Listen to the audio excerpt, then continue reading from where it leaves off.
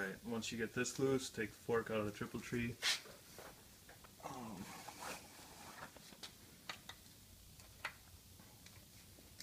Your fork cap should be a 19 millimeter if you have one of those.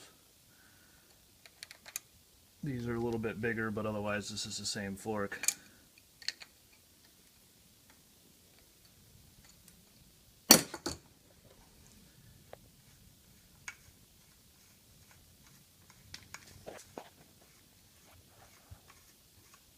Once we get this all the way open, the outer tube will slide down. Then here's your spring. This right here is the washer. You'll have to check both of your forks. I'm not sure which one's missing one, but that's the washer that needs to be in there. The way to get this out is kind of tricky. It's easiest to do it with two people. Pull the spring down. You'll have to kind of hold it down. This inner nut right here is a 17 millimeter. So you'll need to hold the 17 millimeter wrench and the spring, and then twist off the fork cap at the same time.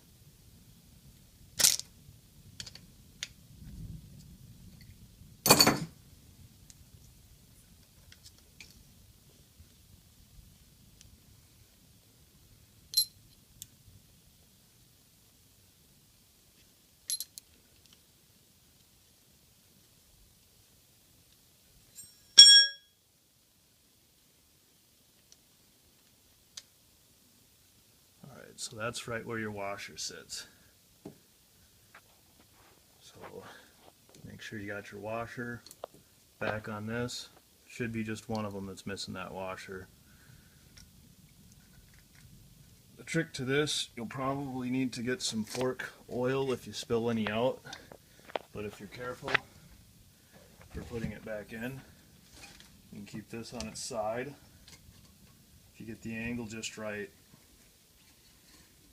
you can pull your fork out, pull your damper rod out, push your outer tube in all the way.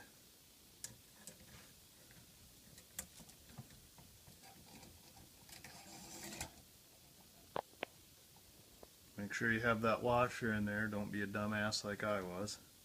You can kind of hold your fork in like that, or hold your spring in like that. Thread it back on.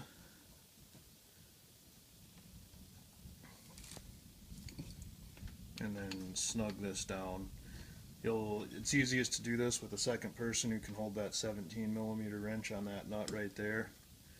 Don't over tighten this. You don't need a whole lot of torque. Probably about 14 to 15 foot-pounds. I'm not exactly sure what spec is on it, but I can look it up for you. But snug that down good, and then let the spring rest up on here. Slide your outer tube back up.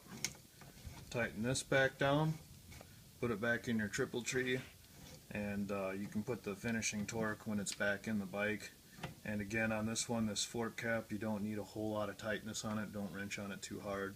About 14 foot-pounds is plenty to hold it in.